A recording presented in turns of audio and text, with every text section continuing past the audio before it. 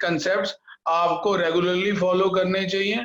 It is a compulsion. ये इतने fixed नहीं होते, ये वेरिएबल नेचर के होते हैं, बट माइनर सी फ्लेक्सिबिलिटी होती है। इसलिए अकाउंटिंग कंसेप्ट को हमको फॉलो जरूर करना चाहिए। मैं पहले ओवरव्यू दे रहा हूँ कंसेप्ट का, असाइनमेंट आपके सामने है। पहला कंसेप्ट है बिजनेस एंटिटी कंसेप्ट।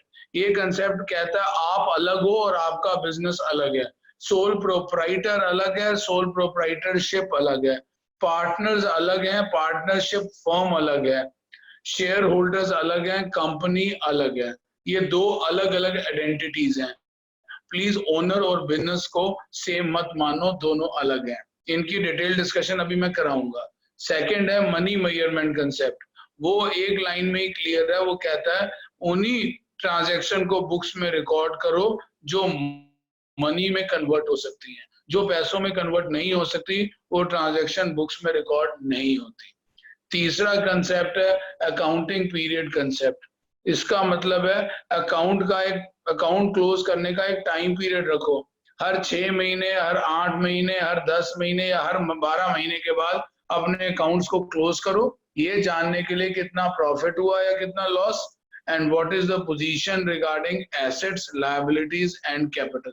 तो आपका अकाउंटिंग पीरियड डिफाइंड होना चाहिए कि कितने टाइम पीरियड के बाद आप अपने बुक्स ऑफ अकाउंट्स क्लोज करते हो, और वो कॉन्स्टेंटली फॉलो करो। अगर 10 महीने का अकाउंटिंग आपने पीरियड रखा है तो अगले बार भी 10 महीने का ही रखो। वैसे एवरेजली हम साल का ही अकाउंटिंग पीरियड लेके चलते हैं, उसका रीजन अभी मैं आपको बताऊंगा।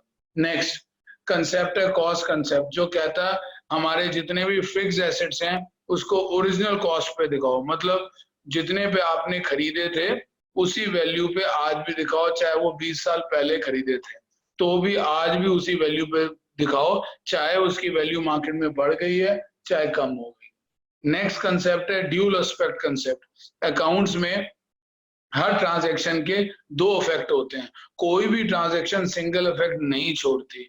एग्जांपल, ओनर ने बिजनेस में कैपिटल इंट्रोड्यूस किया तो बिजनेस में इस ट्रांजैक्शन के दो इफेक्ट होते हैं। एक तो बिजनेस में कैश आया, ओनर जो लेके आया, एक ओनर का कैपिटल भी बढ़ गया।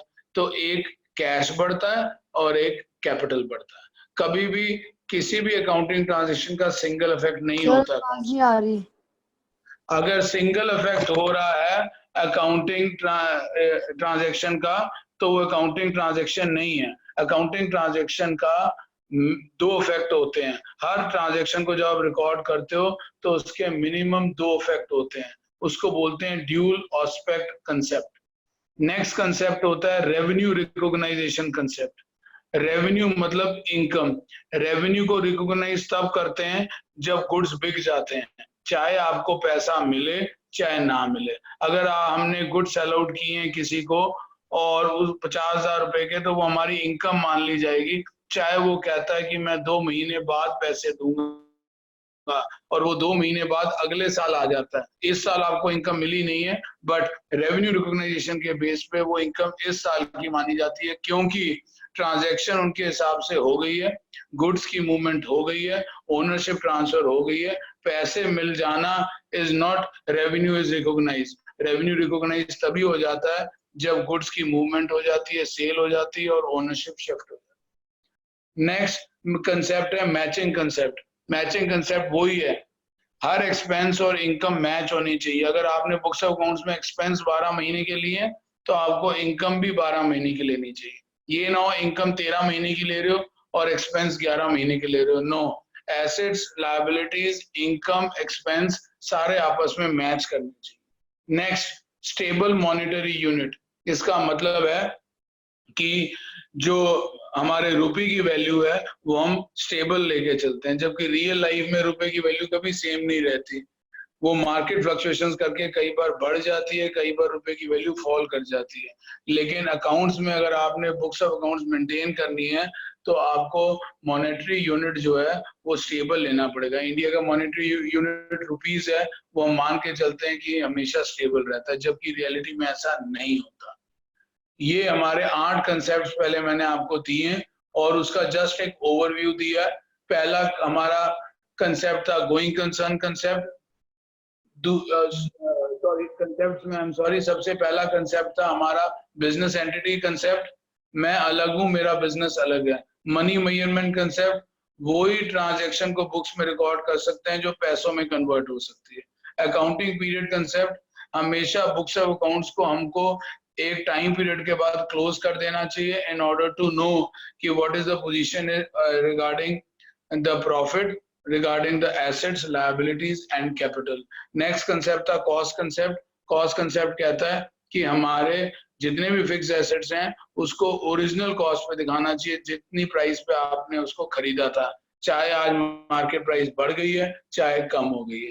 ड्यूल एस्पेक्ट कंसेप्ट कहता है कि हर ट्रांजैक्शन के कितने इफेक्ट होते हैं, दो। कोई भी अकाउंटिंग ट्रांजैक्शन ऐसी नहीं है जिसका एक इफेक्ट हो। हमारी बुक्स ऑफ अकाउंट में हर ट्रांजैक्शन के कितने इफेक्ट होते हैं, दो। Next revenue recognition concept, revenue तभी रिकॉग्नाइज कर लिया जाता है बुक्स में जब गुड्स सेल आउट हो जाते हैं, चाहे पैसा अभी आया चाहे पैसा नहीं आया। नेक्स्ट मैचिंग कंसेप्ट, हर एक्सपेंस हर इनकम को आपस में मैच करो, उनका टाइम पीरियड हमेशा क्या होना चाहिए, सेम। अगर एक्सपेंसेस 12 महीने के लिए हैं तो आपको इनकम भी कितने महीने की लेनी चाहिए, 12 महीने की। और नेक्स्ट था that was stable monetary unit, हम लेके चलते हैं कि रुपए की जो वैल्यू है वो इंडिया में हमेशा क्या रहती है, स्टेबल। जबकि करेंसी मूवमेंट होती है, रुपए की वैल्यू फॉल भी करती है और इंक्रीज भी करती है, लेकिन अकाउंट्स वाले कहते हैं अगर ऐसा करेंगे तो अकाउंट्स बनाना मुश्किल हो जाएगा। इसलिए हमारी प्रिजम्पशन है कि जो हमारे यहाँ पे मॉनेटरी यूनिट है दैट इज रुपीज, उसकी वैल्यू हमेशा क्या रहती है, सेम। तो फिलहाल आपको 8 कंसेप्ट मैंने ओवरव्यू दिया है। अब हर कंसेप्ट को मैं डिटेल में समझा रहा हूं ताकि आपको समझ आ जाए डिटेल में। पहला, बिजनेस एंटिटी कंसेप्ट, इसको अकाउंटिंग एंटिटी कंसेप्ट भी कहते हैं। ये कहता है कि प्लीज कभी कंफ्यूजन क्रिएट मत करो बिजनेस और ओनर में। ओनर अलग है, उसका बिजनेस अलग है। चाहे आप सोल प्रोप्राइटर हो, आप ही अपने बिजनेस को चला रहे हो, लेकिन अकाउंट्स आप दोनों को अलग अलग मानेगा। अलग अलग मानेगा मतलब कि आपका बिजनेस अलग है और आप अलग हो। ये कैसे प्रूव होता है, सुनो। जब ओनर बिजनेस में कैपिटल इंट्रोड्यूस करता है तो बिजनेस उसको इंटरनल लायबिलिटी मानती है अपनी, कि किसी ने हमें बिजनेस में पैसा दिया है, वो ओनर है, इसलिए उस लायबिलिटी का नाम कैपिटल पड़ता है। इसलिए अगर आप भी बिजनेस में पैसा लगाते हो तो बिजनेस उसको एक लायबिलिटी मानता है कैपिटल के नाम पे, और आप बिजनेस से पैसा निकालते हो तो बिजनेस उसको एक एसेट मानता है कि बिजनेस ने आपको पैसा दिया है, उसको ड्रॉइंग्स बोलते हैं। तो drawings are treated as assets for the business and capital is treated as liability for the business. तभी तो जो आप कैपिटल लगाते हो, आपका बिजनेस उस कैपिटल पे आपको साल के आखिर में इंटरेस्ट देता है, ये कह के कि आप अलग हो और बिजनेस अलग है। आपने बिजनेस में पैसा लगाया है, इसलिए बिजनेस आपको क्या देगा, इंटरेस्ट। सेम वे में उसको बोलते हैं interest on capital. Same way में जो आप ड्राइंग्स करते हो, बिजनेस उसको एसेट मानता है और कहता है हमने आपको एडवांस दिया है तो आप हमको इंटरेस्ट दो। तो फिर बिजनेस आपसे इंटरेस्ट लेता है, उसको बोलते हैं इंटरेस्ट ऑन ड्राइंग्स।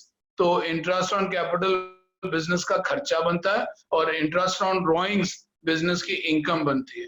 जबकि कैपिटल एक लायबिलिटी है बिजनेस के लिए और ड्राइंग्स एक एसेट है। ये बेस्ट एग्जांपल है एक्सप्लेन करने के लिए कि आप अलग हो और आपका बिजनेस अलग है। तभी तो आपके लगाए हुए पैसे को लायबिलिटी मानते हैं कैपिटल के नाम से, और आपके निकाले हुए पैसे को ड्राइंग्स मानते हैं एसेट। क्या नाम पड़ता है उस एसेट का, ड्राइंग्स। और आपके कैपिटल जो आप लगाते हो, बिजनेस आपको उस पर इंटरेस्ट देता है, और जो आप ड्राइंग्स करते हो बिजनेस से, बिजनेस आपको उस पर इंटरेस्ट लेता है, उसको बोलते हैं इंटरेस्ट ऑन ड्राइंग्स। तो इंटरेस्ट ऑन ड्राइंग्स बिजनेस के लिए खर्चा बनता है, ओनर के लिए इनकम बनती है इंटरेस्ट ऑन कैपिटल। और इंटरेस्ट ऑन ड्राइंग्स उल्टा होता है, बिजनेस के लिए इनकम बनती है और बेचारे ओनर के लिए खर्चा बनता है। लेकिन हमने ओनर नहीं देखना, हमने बिजनेस देखना है। बिजनेस के लिए क्या खर्चा है, जो आपने कैपिटल लगाया है, बिजनेस उस पर क्या दे रही है, इंटरेस्ट, वो बिजनेस का खर्चा है।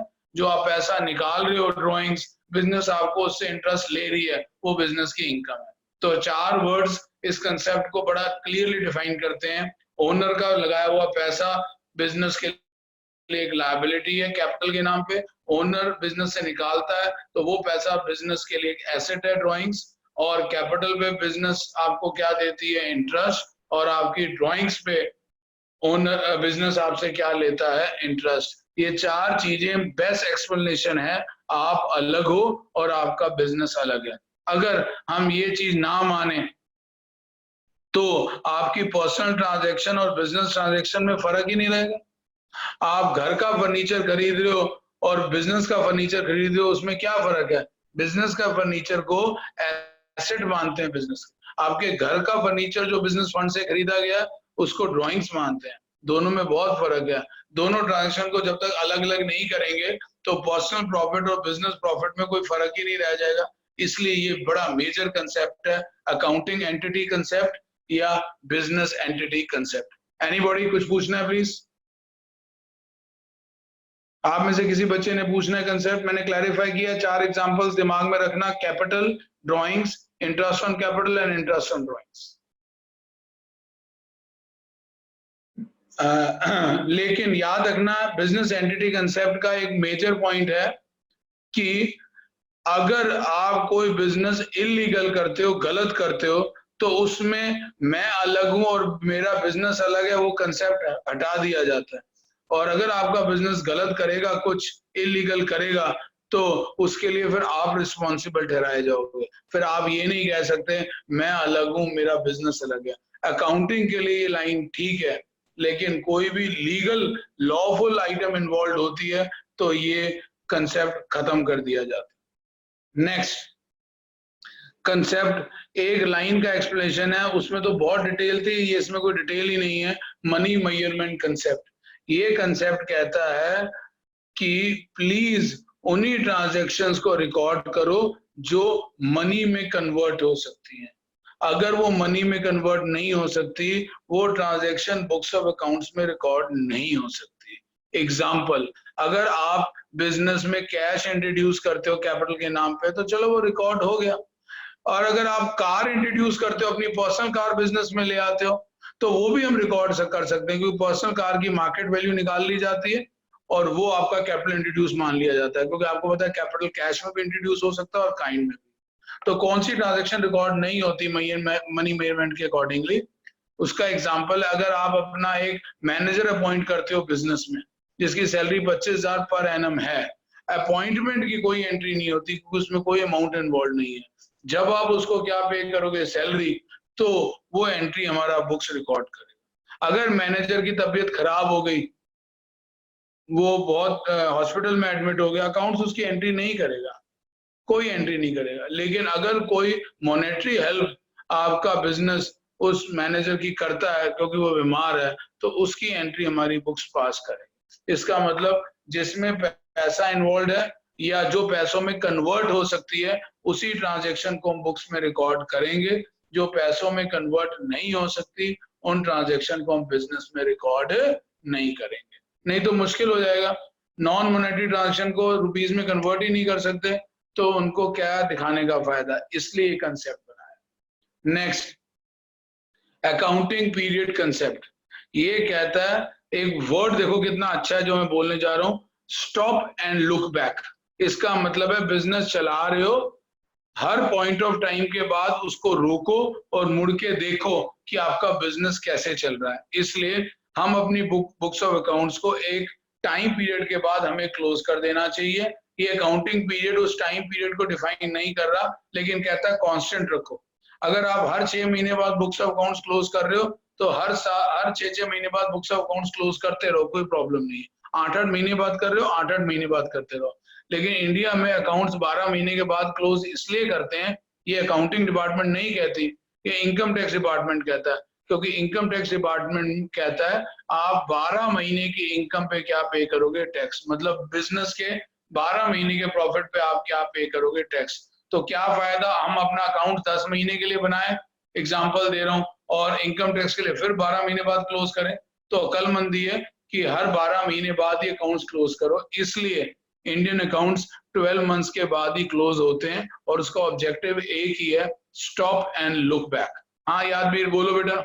एक्सक्यूज मी सर, ये 31 मार्च को करते हैं वैसे इनकम टैक्स वाला? अकाउंट्स है ना, 1 अप्रैल से 31 March is the financial year according to the income tax department, इसलिए हम ईयर अप्रैल टू मार्च ही रखते हैं। जबकि हमारा अकाउंट्स कहता है जनवरी से दिसंबर रख दो, कोई फायदा, कोई मुश्किल नहीं, 1 जुलाई से 30 जून तक कर लो, कोई प्रॉब्लम नहीं। लेकिन हम क्या करते हैं, 12 महीने भी इनकम टैक्स के लॉजिक से रखते हैं और फाइनेंशियल ईयर अडॉप्ट करते हैं, that is April to March. Year 2 type के होते हैं, कैलेंडर ईयर और फाइनेंशियल ईयर। कैलेंडर ईयर होता है जनवरी टू दिसंबर, फाइनेंशियल ईयर होता है April to March. But mostly India में अप्रैल टू मार्च फॉलो होता है, क्योंकि इनकम टैक्स डिपार्टमेंट भी आपको 12 महीने की इनकम मानता है, वो भी 1 अप्रैल से लेकर 31 मार्च। तो अकाउंटिंग पीरियड कंसेप्ट हेल्प किस लिए करता है, वो कहते हैं स्टॉप एंड लुक बैक, रुको और पीछे मुड़ के देखो। क्या देखो, बिजनेस में प्रॉफिट हो रहा है कि लॉस। दूसरा, व्हाट इज द पोजीशन, हमारे एसेट्स कितने हैं, हमारी लायबिलिटीज कितनी है और हमारा कैपिटल कितना है। ये सारी चीजें देखने के लिए आपको अपनी बुक्स ऑफ अकाउंट्स को क्लोज करना पड़ेगा और ये देखना पड़ेगा पूरे साल के एक्सपेंसेस कितने हैं, पूरे साल की इनकम कितनी है, साल के आखिर में कितने एसेट्स हैं हमारे पास, कितनी लायबिलिटीज हैं और कितना कैपिटल है। ये सारी चीजें देखने के लिए अकाउंटिंग पीरियड कंसेप्ट बना है, जो बुक्स को एक टाइम पीरियड के बाद क्लोज करके आपके फाइनेंशियल हेल्थ, फाइनेंशियल पोजीशन के बारे में बताती है। तो ये कंसेप्ट बहुत इंपॉर्टेंट है। नेक्स्ट कंसेप्ट 4th है कॉस्ट कंसेप्ट। कॉस्ट कंसेप्ट कहता है कि हमारे, आपको पता है एसेट्स 4 टाइप के होते हैं, fixed assets, current assets, investments और fictitious asset. Cost concept fix assets के लिए बना है। कहते हैं जो भी फिक्स एसेट्स हैं उनको आप अपनी बुक्स ऑफ अकाउंट्स में ओरिजिनल कॉस्ट पे शो करोगे। ओरिजिनल कॉस्ट मतलब जितनी कॉस्ट पे आपने उस एसेट को एक्वायर किया था, जितनी आपने पेमेंट की थी उस एसेट को खरीदते वक्त। फॉर एग्जांपल आपने प्लांट एंड मशीनरी 12 साल पहले 4 लाख की खरीदी थी और 40,000 का कैरेज पे किया था, किराया अपने ऑफिस तक लाने का, तो आपने 4,40,000 में उसको खरीदा था। आज भी आपको बुक्स ऑफ अकाउंट्स में वो एसेट 4,40,000 में दिखाना चाहिए, चाहे उसकी मार्केट वैल्यू बढ़ भी गई है चाहे कम भी हो गई है। सेकंड एग्जांपल, लैंड आप 20 साल पहले 40 लाख रुपए का खरीदते हो, अब 20 साल बाद तो उसकी वैल्यू बहुत बढ़ गई होगी, लेकिन ये कंसेप्ट कहता है नहीं, उसको 40 लाख पे ही शो करो। तो ये कंसेप्ट थोड़ा रिजिड है फिक्स एसेट्स के लिए। नुकसान भी है कि भाई अगर प्राइसेस बढ़ जाएं तो एसेट्स को बड़ी प्राइसेस पे दिखाना चाहिए, उससे फाइनेंशियल हेल्थ अच्छी नजर आती है, लेकिन फिर लोग इसमें हेराफेरी करते हैं। मार्केट वैल्यू तो एवरी डे चेंज होती है, कौन सी वैल्यू पे दिखाएं कंफ्यूजन हो जाएगी, और जान उसके कई जने हायर वैल्यू पे दिखा दें, कई लोअर वैल्यू पे दिखा दें। तो बेटर है जितने में आपने खरीदा था उसका बिल तो आपके पास है ही, वो ही उसकी ओरिजिनल कॉस्ट मानी जाएगी। हाँ, वो अलग बात है जो मैंने आपको कंसेप्ट डेप्रिसिएशन का समझाया था, वो अलाउ करते हैं। कोई भी फिक्स एसेट है, अगर उसके साल के आखिर में उसकी डेप्रिसिएशन लगी है तो वो आप उसमें से रिड्यूस कर सकते हैं। अदरवाइज हमेशा आप अपने फिक्स एसेट्स को किस पे दिखाएंगे, ओरिजिनल कॉस्ट, हिस्टोरिकल कॉस्ट या परचेज कॉस्ट, जितने में आपने उसको खरीदा था आपको उसी पे दिखाना चाहिए, ठीक है ना। नेक्स्ट, ड्यूल ऑस्पेक्ट कंसेप्ट, ये ध्यान से सुनना बेटा, ये अकाउंट्स का बड़ा तगड़ा बेस है। ये कहता है dual aspect concept. Dual aspect concept क्या कहता है, आपको बताया था बिजनेस में क्या होता है, हर अकाउंट में 2 साइड होती हैं, डेबिट और क्रेडिट। किसी का भी खाता खोलोगे तो उसकी 2 साइड होंगी, डेबिट और क्रेडिट।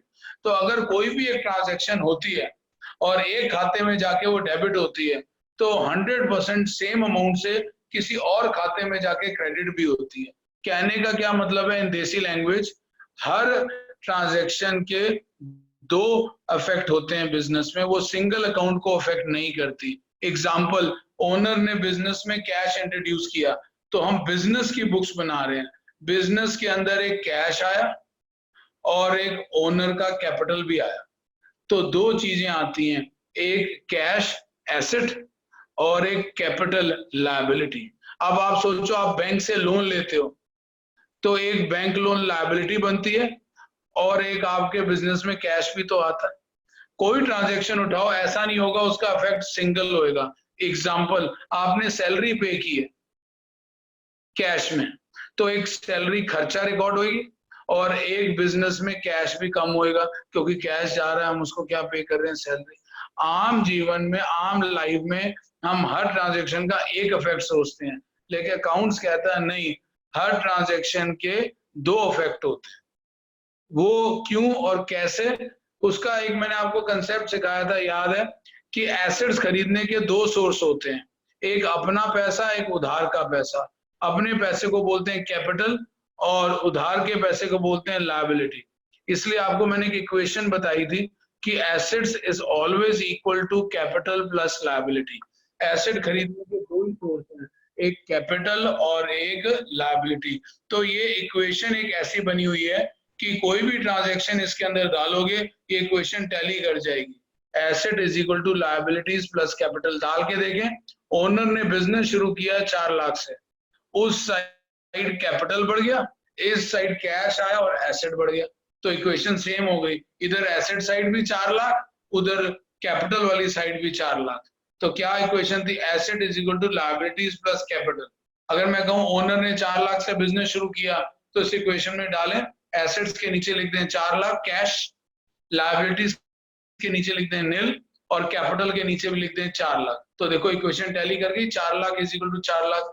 कोई ट्रांजैक्शन लो और इस अकाउंटिंग इक्वेशन में डालो, टैली कर जाती है। रीजन भी, अकाउंट्स में हर ट्रांजैक्शन के कितने इफेक्ट होते हैं, दो ड्यूल इफेक्ट्स होते हैं, that is dual aspect concept.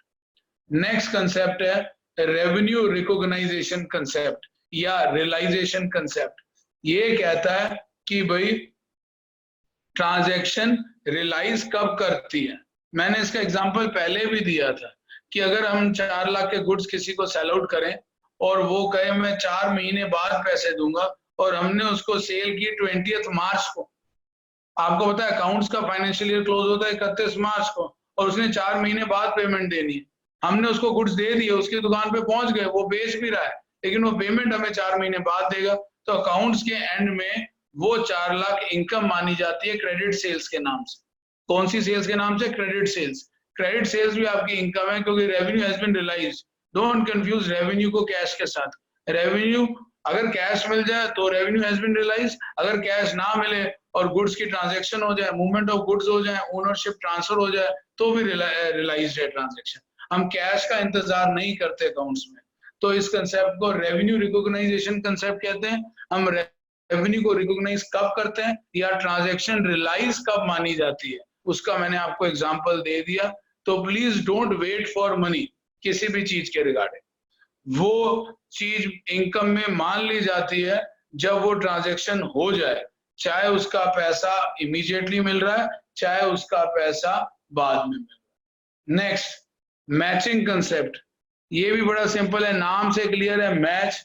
आपको अगर एक अकाउंटिंग पीरियड का 12 महीने का प्रॉफिट निकालना है, तो आपको 12 महीने की इनकम लेनी है, 12 महीने का एक्सपेंस लेना है। सुनो एग्जाम्पल, मैंने रेंट 11 महीने का पे कर दिया, 1 महीने का पे नहीं किया, लेकिन मेरे खर्चों में 12 महीने का रेंट दिखाया जाएगा, क्योंकि मुझे रेंट खर्चे में चाहिए था, रेंट इंकर्ड।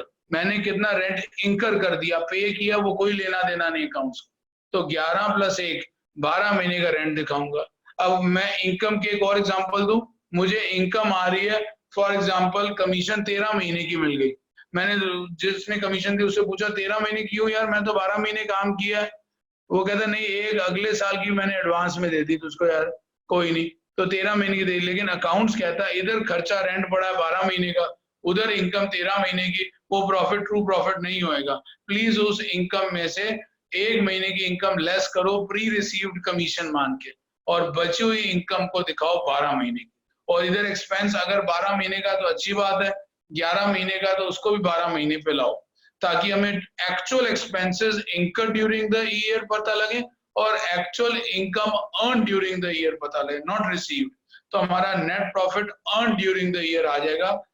अकाउंट्स को net profit earn during the year चाहिए। नहीं तो सोचो मैं इस बार 10 महीने का रेंट पे करता हूँ, 2 महीने का नहीं पे करता, मेरे बिजनेस का कहता हूँ अगले साल पे करूंगा, मेरा इस साल का प्रॉफिट बड़ा बढ़ जाएगा क्योंकि मैंने 10 महीने का रेंट दिखाया। अगली बार 12 + 2 14 महीने का रेंट पे कर दिया, अगले साल 14 महीने का रेंट दिखाऊंगा, प्रॉफिट बहुत कम हो जाएगा या नुकसान हो जाएगा, तो मुझे लगेगा हाय बिजनेस अच्छा नहीं चल रहा, क्योंकि मैंने मैचिंग कंसेप्ट को फॉलो ही नहीं किया। अर्निंग्स और एक्सपेंसेस आपस में मैच करने चाहिए, उनके टाइम पीरियड क्या करने चाहिए, मैच करने चाहिए, तभी तो हमारा ट्रू प्रॉफिट कैलकुलेट होता है। That is matching concept. Next last concept, stable monetary unit concept. रुपए की वैल्यू हमेशा हम बिजनेस में क्या लेके चलते हैं, स्टेबल। स्टेबल मतलब सेम, जबकि रियल लाइफ में there is inflation in our country, रुपए की वैल्यू फॉल करती है, एक्स्ट्रा ऑर्डिनरी सर्कमस्टांस में कई बार इंक्रीज भी कर जाती है। लेकिन अकाउंट्स कहता है अगर हम रुपए की वैल्यू को कांस्टेंट ना लेके चलें तो मुश्किल हो जाएगा। फॉर एग्जांपल हमने कोई साल के शुरू में खर्चा किया 40,000 रुपए का, रुपए की वैल्यू अच्छी थी, साल के आखिर में रुपए की वैल्यू फॉल कर गई, 1 रुपए की वैल्यू 90 पैसे के बराबर रह गई, तो 40,000 की वैल्यू तो 36,000 के बराबर रहेगी, तो गलत है। रुपए की वैल्यू तो बार बार चेंज होती रहेगी। तो प्लीज चीजें आपको पता है इंडिया में कई बार महंगी होती हैं, सस्ती होती है, मोस्टली महंगी होती है। क्यों महंगी होती है? क्योंकि रुपए की वैल्यू क्या करती रहती है, फॉल। इसलिए अगर हम इन इंक्रीज डिक्रीज को बुक्स में रिकॉर्ड करने लगे तो बहुत मुश्किल हो जाएगा। तो अकाउंट का एक कंसेप्ट है कि जो मॉनेटरी यूनिट है इंडिया में जैसे रुपीज है, उसकी वैल्यू को स्टेबल मानो, चाहे वो चेंज हो रही है, बट आप उसको अपनी बुक्स ऑफ अकाउंट्स में चेंज मत करो।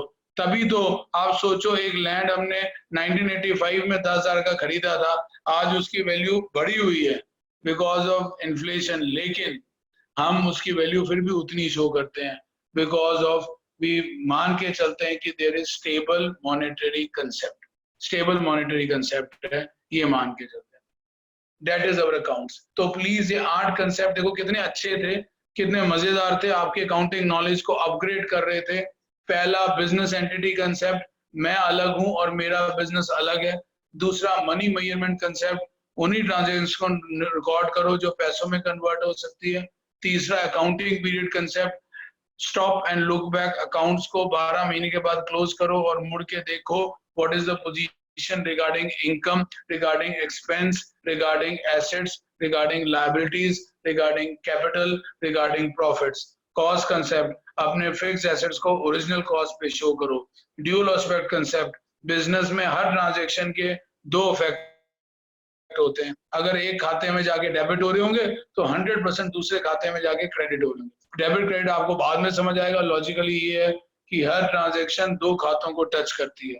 लॉजिकली वो एक खाते को बढ़ाती है और दूसरे खाते को कम करती है, ये होता है अकाउंट्स में। या दोनों खाते को बढ़ा दे या दोनों खातों को कम कर दे, इट डिपेंड्स। नेक्स्ट था हमारा रेवेन्यू रिकॉग्निशन कंसेप्ट। इनकम तभी मान ली जाती है जब आपने अर्न किया, हम इंतजार नहीं करते कि कब आप उसको रिसीव करोगे। नेक्स्ट मैचिंग कंसेप्ट, एक्सपेंस और इनकम को मैच करो आपस में, उनका टाइम पीरियड मैच करना चाहिए ताकि ट्रू प्रॉफिट्स आ जाएं।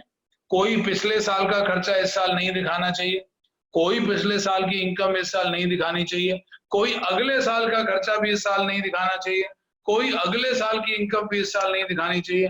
हमको इस साल एक्सपेंस और इनकम सिर्फ इस साल के दिखाने चाहिए, चाहे वो एक्सपेंस हमने पे किया है चाहे नहीं, चाहे वो हमने इनकम रिसीव की है चाहे नहीं। नेक्स्ट स्टेबल मॉनेटरी यूनिट, जो रुपी वैल्यू है वो क्या रहती है, हमेशा सेम रहती है, जबकि रियलिटी में ऐसा नहीं होता। There are certain methods in India जो एसेट्स, लायबिलिटीज, एक्सपेंस और इनकम को करंट प्राइसेस पे ला देते हैं चेंज करके, लेकिन वो मेथड तो बने हैं लेकिन उसको हमारे अकाउंटिंग बॉडी ने अडॉप्ट नहीं किया।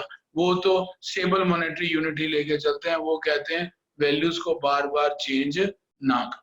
तो ये 8 कंसेप्ट इंपॉर्टेंट है आपके बिजनेस को चलाने के लिए। एक कंसेप्ट और लिखो, वेरीफाइलेबल कंसेप्ट, वेरीफाई से बना वेरीफाइबल कंसेप्ट।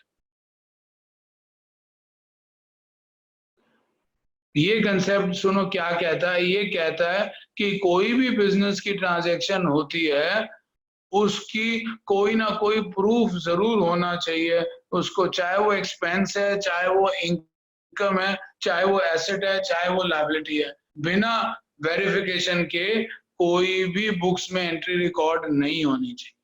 तभी तो जब हम सैलरी पे करते हैं स्टाफ को, तो वो उनके बैंक अकाउंट में ट्रांसफर कर देते हैं या उनको चेक दे देते हैं, तो उसकी एंट्री तो रिकॉर्ड हो जाती है, प्रूफ आ जाता है, हमारे खाते से पैसे निकले, उसके खाते में पैसे गए, देखा, प्रूफ हो गया ना।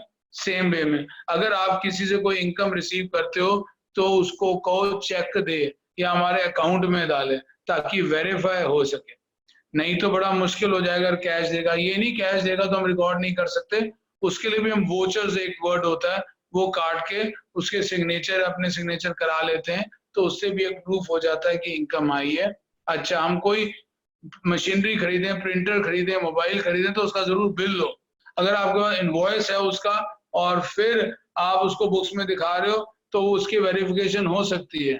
आप सोचो, आप कोई एसेट बुक्स में दिखा रहे हो, बाद में कोई डिपार्टमेंट की रेट बढ़ती है, इनकम टैक्स डिपार्टमेंट की, और वो आपसे पूछती है कि इसका प्रूफ दिखाओ कि एसेट आपने कब खरीदा और कैसे खरीदा, तो आपके पास वो इनवॉइस होना चाहिए। तो इनवॉइस, वोचर्स, बिल्स, इन सारी चीजों के प्रूफ होते हैं। जैसे आप पेट्रोल पंप से बिजनेस की कार में पेट्रोल डलवा रहे हो, तो जरूर उनसे स्लिप लो, नहीं तो क्रेडिट या डेबिट कार्ड के थ्रू पे करो, वो ऑटोमेटिकली एक प्रूफ जनरेट कर देते हैं कि आपकी ट्रांजैक्शन लीगल है, क्योंकि उसका प्रूफ है हमारे पास। इसको ऑब्जेक्टिविटी कंसेप्ट भी बोलते हैं या वेरीफाइबल कंसेप्ट भी बोलते हैं। ये भी एक नया कंसेप्ट है जो आपने अपने दिमाग में रखना। हाँ, कोई पूछना चाहता है बेटा? एनीबॉडी? तो ये कंसेप्ट्स आजकल थ्योरी है, इसलिए लेक्चर मैं 40-45 मिनट्स का ही लेता हूँ, क्योंकि ज्यादा दिमाग में आपके नहीं जा सकता, लेकिन मैं आपको समझाने की कोशिश करता हूँ विद रियल एग्जांपल्स, ताकि वो आपके दिमाग में बैठे, और वो अच्छी तरह तभी बैठेंगे जब घर जाके आप उसको रीड करोगे और अगले दिन मेरे साथ डिस्कस करोगे। ये सारी चीजें बहुत जरूरी हैं। कोई कंफ्यूजन है बेटा किसी को तो प्लीज पूछ ले। एनीबॉडी? क्योंकि जब हम प्रैक्टिकल करवाएंगे ना बेटा, फिर वो 1 घंटा आराम से, 1 घंटा 10 मिनट स्ट्रेच होएगा, लेकिन थ्योरी में उतना ही आपको मैं समझा सकता हूँ जितना एक दिन आपके दिमाग में जा सकता है। तो ये 8+1 जो मैंने लिखवाया है, 9 कंसेप्ट आप अपने दिमाग में बिठा लो। तो अभी हम 3 एजम्पशंस कर चुके हैं और 9 के 9 कंसेप्ट कर चुके हैं, इनको प्लीज ध्यान में रखना। इनफ फॉर टुडे, आज के लिए बहुत है। आपने कुछ नहीं पूछना तो ठीक है, अब हम कल मिलते हैं नए टॉपिक के साथ, और इनको भी रिवाइज कर लें। ठीक है जी? ओके बेटा, bye bye. Thank you sir. Okay बेटा, थैंक यू सर। ओके बच्चे, bye bye, take care. Okay.